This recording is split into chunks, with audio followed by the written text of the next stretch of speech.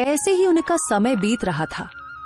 एक दिन जब रघु गाजर बेचने के लिए गया हुआ था तो पीछे से उसके खेत के पास से एक चरवाहा अपनी गायें लेकर जा रहा था। उसकी गायों ने गाजर को देखा तो रघु के खेत की तरफ दौड़ी। उन्होंने रघु के खेत से गाजर खाना शुरू कर दी। चलो बस करो अब, पता नहीं किसका खेत है, मालिक आ गया तो पूरे पैसे लेगा और मेरे पास इतने पैसे नहीं हैं। चलो भागो, अब घर जाकर खा लेना। चरवाहे ने गायों को रोकने की बहुत कोशिश की, लेकिन वे नहीं रुकी। उन्होंने थोड़ी ही देर में सारा खेत साफ कर दिया। चरवाहा जल्दी से अपनी गायें लेकर वहां से निकल गया। किसी की भी नजर उस पर नहीं पड़ी। रघु की कमाई का एकमात्र जरिया यही गाजरों का खेत था। वह भी अब तबाह हो गया और रघु को इस बात की कानों कान खबर नहीं थी। उधर रघु बहुत खुश था, दिल ही दिल में सोच रहा था, अब गाजर अच्छी बिक रही है। मैं कुछ ही दिनों में पैसे जमा करके अपनी बेटी को एक लाल रंग का प्यारा सा सूट ले दूंगा। बहुत समय हो गया है, मैंने कभी उसे नया सूट नहीं दिया क्योंकि और भी खर्चे बहुत होते हैं, लेकिन इस बार मैं पक्का उसे सूट ले दूंगा। ऐसे ही ख्यालों में रघु अपने घर चला जाता है। अगले दिन सुबह रघु अपनी टोकरी लेकर गाजर तोड़ने खेत गया, लेकिन जैसे ही उसने खेत देखा, खेत देखकर उसका दिल बैठ गया। ये क्या हुआ? सारी गाजरें कहाँ गईं? ये तो पूरा खेत खाली है। फिर उसने करीब जाकर देखा तो पता चला कि कोई सारी गाजरें खा चुका था। अब वह कौन है इसका रघु को पता नहीं था। रघु बहुत मायूस हुआ। रघु की आंखों में आंसू आ गए। मेरे पास रोटी कमाने का कोई और जरिया नहीं, अब मैं क्या करूं? रघु उदास होकर घर वापस आया। घर पहुंचकर वह बेटी के पास गया।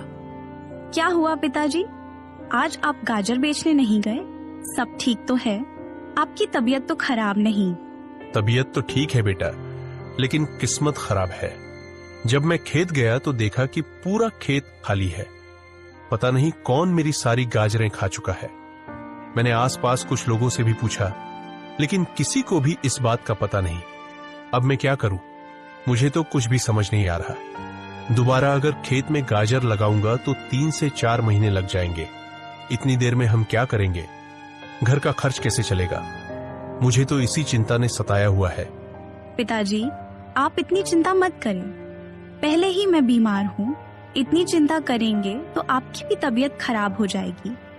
आप ऐसा करें कि जब तक नई गाजर नहीं उगती, आप किसी से काम का पता कर लें और गांव में ही कोई काम करें। हाँ बेटी, तुम सही कह रही हो।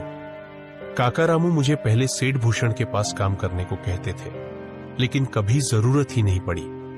अब मैं सीधे सेठ भूषण के पास ही जाता हूँ और उनके पास काम करता हूँ जब तक नई गाजर नहीं उगती। ठीक है बेटी, मैं अभी जाता हूँ, तुम अपना ख्याल रखना। रघु सेठ भूषण के पास काम का पता करने के लिए चला गया। सेठ जी, मैं आपके पास काम का पता करने के लिए आया हूँ। मुझे कोई भी काम दे दीजिए, मैं मन लगाकर काम करूंगा। आपको शिकायत का मौका नहीं दूंगा।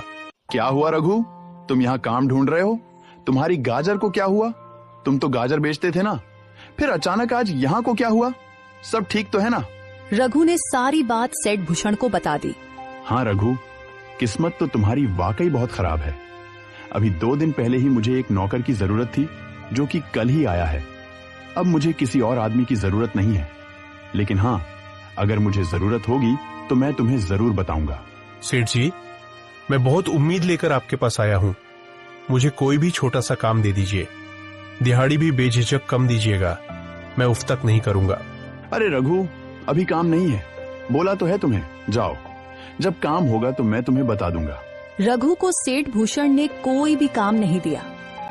वह वापस घर की तरफ नहीं लौटता, बल्कि आगे पीछे गांव के कुछ लोगों से काम का पता करता रहा, लेकिन किसी के पास भी कोई काम नहीं मिला।